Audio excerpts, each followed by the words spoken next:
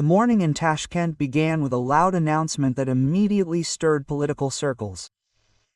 The Uzbek government officially announced the imposition of sanctions against the Russian Federation.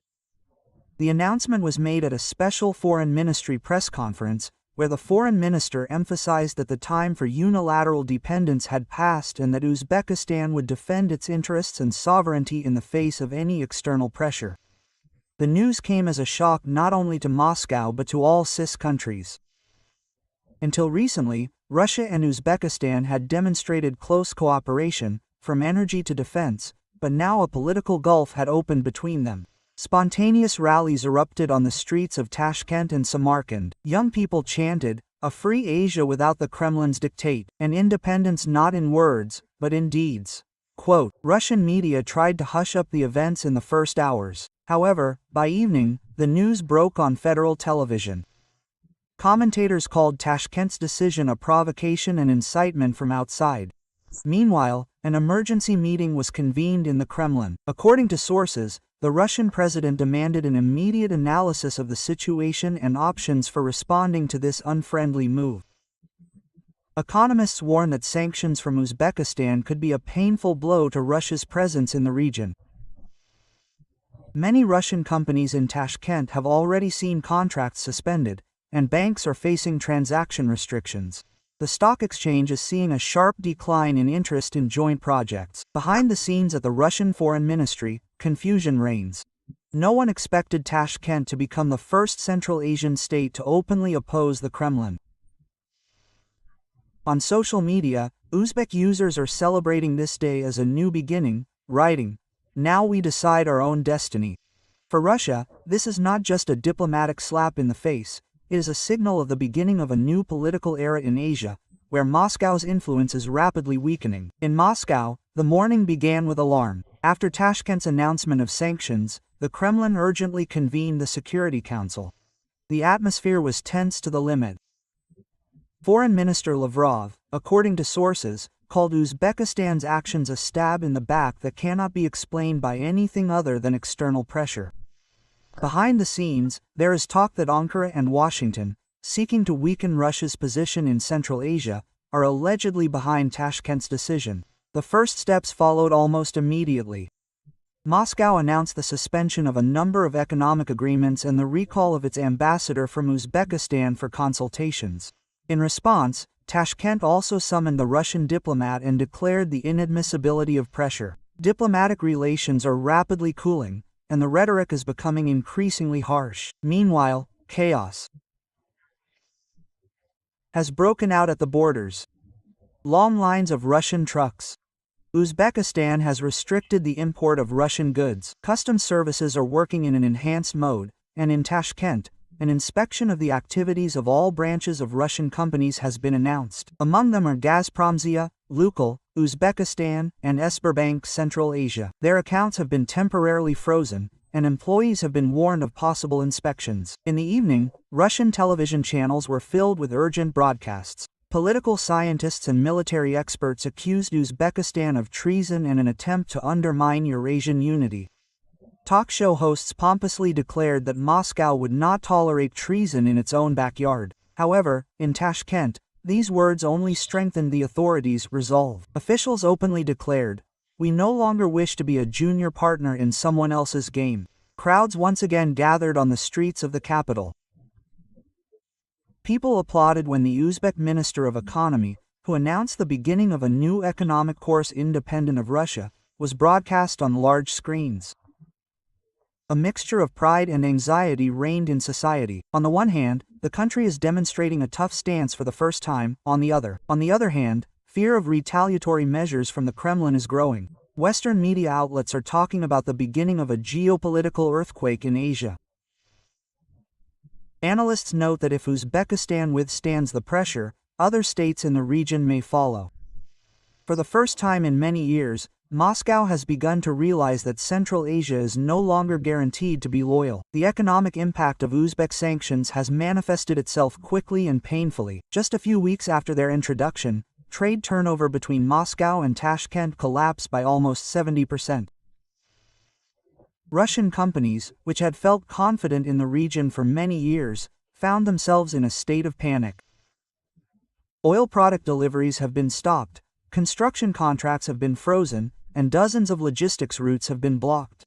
For the Kremlin, this is a blow not only to the economy, but also to its prestige. Uzbekistan was considered Russia's reliable bridge to Central Asia. Now that bridge has been burned.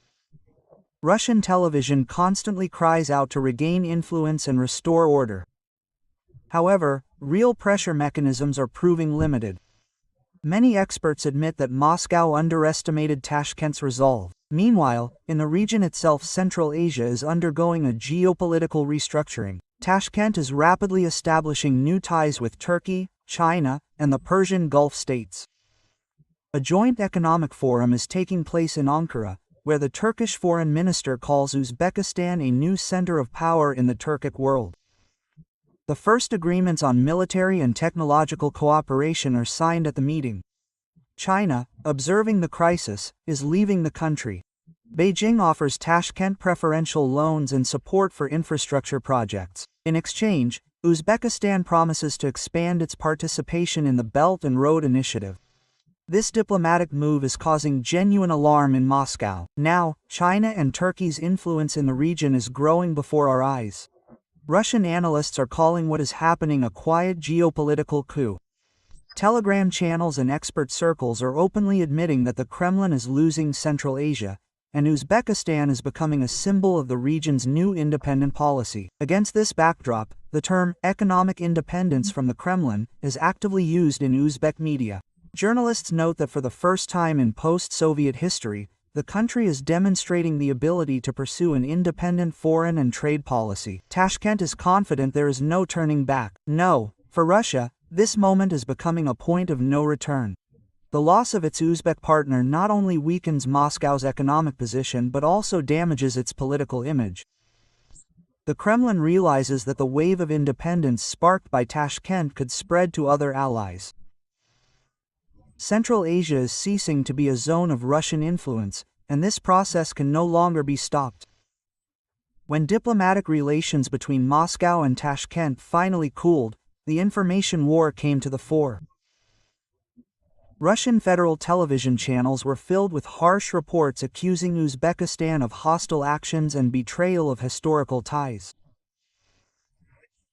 Maps began appearing on news broadcasts depicting Central Asia as a zone of instability, and the Uzbek leadership as puppets of the West and Turkey. The Kremlin deployed all its media resources. Popular talk shows discussed the loss of a fraternal nation. Threats were made to regain influence by any means necessary. Propagandists assured that the Uzbek sanctions were only a temporary game, orchestrated by external forces. But in Tashkent, such statements only provoked irritation and a determination to act even more harshly. Uzbekistan's response was immediate. The government announced the blocking of Russian television channels and restrictions on Russian news portals. The National Communications Agency stated that disinformation and provocations against Uzbekistan would not go unpunished. Following this, a counter-campaign began in local media. Journalists accused Moscow of cyber attacks on Uzbek government servers and attempts to interfere in the country's internal affairs. Social media became a veritable battlefield. On Telegram, TikTok, and millions of users from both countries, heated debates ensued. Uzbek youth launched the hashtags Lattice Free Tashkent, Lattice Asia Without Russia, and Lattice Our Way, which garnered millions of views in a matter of days. Videos with slogans about Uzbekistan's independence and economic freedom went viral, creating a powerful sense of national unity. In response, Russian bloggers and media figures launched a campaign against the betrayal of the Turkic world, accusing Uzbekistan of pandering to NATO. Some even demanded a revision of borders and treaties, but these threats only fueled anti-Russian sentiment in the region. A strategic communications center is being established under the government in Tashkent, designed to protect the country from information attacks. Its representatives stated, "The time when the media was dictated from Moscow is over. We will shape our own agenda." For millions of Uzbeks, this period became a moment of rethinking. People saw that independence was expressed not only in politics, but also in control of information. Russia, accustomed to dominating the region's media space, was faced with a new reality. Central Asia is learning to speak with its own voice, without Moscow's dictations and editorial offices. While the information confrontation reached its climax, events began to take a far more alarming turn. Amid a diplomatic rift and economic pressure, Tashkent began to seek new strategic allies. In early spring, a large Turkish delegation, headed by the Minister of Defense, arrived in the capital of Uzbekistan. Warm statements were made from both sides about the brotherhood of the Turkic peoples and a shared future in the field of security. Just a few days later, Ankara and Tashkent signed a memorandum on military cooperation, including the exchange of technology, officer training, and the supply of modern equipment. This move provoked a strong reaction in Moscow. Russian television channels began talking about military Turkey's expansion and the creation of a new anti-Russian bloc. The Kremlin accused Uzbekistan of undermining regional stability and demanded an explanation. However, Tashkent did not make any concessions this time. In a televised address, the president of Uzbekistan stated that the country has the right to independently determine its alliances and partners. We are not threatening anyone, but we will not allow anyone to dictate to us who to be friends with and how to build the future. These words were met with thunderous applause in parliament and approval from citizens. Almost simultaneously, reports emerged of Turkish military advisors arriving in the country and the beginning of the modernization of the Uzbek army. According to unconfirmed reports, columns of new armored vehicles with Turkish markings were spotted in the southern regions. This caused a nervous reaction in Moscow. Experts warn that a new axis oriented against Russia's interests is forming in Central Asia. Uzbekistan is becoming an increasingly prominent player on the international stage. China, observing Turkish activity, is offering Tashkent joint investments in defense technologies. The EU expresses its readiness to deepening partnerships in security and sustainable development. For the first time in many years, Uzbekistan has a choice and is no longer bound by the confines of Russian policy. Within Russia itself, irritation and helplessness are growing. Top political shows discuss the loss of strategic depth, and analysts warn, Moscow is losing not just a partner, but an entire geopolitical base. The Kremlin finds itself isolated, watching as former allies form new alliances without Russia's participation. For Tashkent, this is becoming a historic moment. After decades of dependence and caution, Uzbekistan is demonstrating real strength and confidence on the international stage for the first time. Turkey's support and China's interest are turning it into a key player in a region where Russia recently considered itself the undisputed leader. Central Asia is no longer a periphery, it is becoming an arena for a new policy, where the Kremlin no longer sets the rules. Russia did not tolerate this new reality for long. In response to Uzbekistan's military and economic moves, Moscow announced its own sanctions. The assets of Uzbek companies operating in Russia were frozen, bank transfers were restricted, and controls were tightened on the Russian-Uzbek border. Trucks carrying Uzbek goods began to be turned back, and Russian airlines sharply reduced the number of flights to Tashkent and Samarkand. However, these measures did not produce the expected effect. Uzbekistan's economy remained afloat thanks to new agreements with Turkey, China, and the Persian Gulf countries. Moreover, Tashkent began actively developing domestic production and agricultural exports, sending products through Iranian and Kazakh routes. The government declared that the country would no longer be held hostage by any superpower. Amid sanctions, Moscow increased pressure on its regional partners Kazakhstan, Tajikistan, and Kyrgyzstan. Russian diplomats demanded solidarity and condemnation of Tashkent's actions, but the reaction was unexpectedly cold. Even Russia's closest allies avoided direct statements, fearing being drawn into the conflict. Central Asia demonstrated independence for the first time in decades. Meanwhile, a wave of patriotism is growing in Uzbekistan. Posters with slogans such as "Strength is in independence" and "Asia is for Asians, not for empires," are appearing on the streets. The country's president makes an emotional speech, addressing the nation. We will no longer allow the fate of Central Asia to be decided in the Kremlin. The era of external control is over. Now we determine our own path. These words are becoming a slogan for a new generation, a symbol of the final break with the post-Soviet past. In the West, what is happening is perceived as an important signal.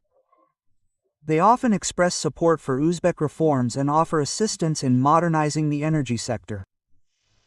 Washington announces an economic support program worth hundreds of millions of dollars, and Brussels proposes including Uzbekistan in priority partnerships on green energy.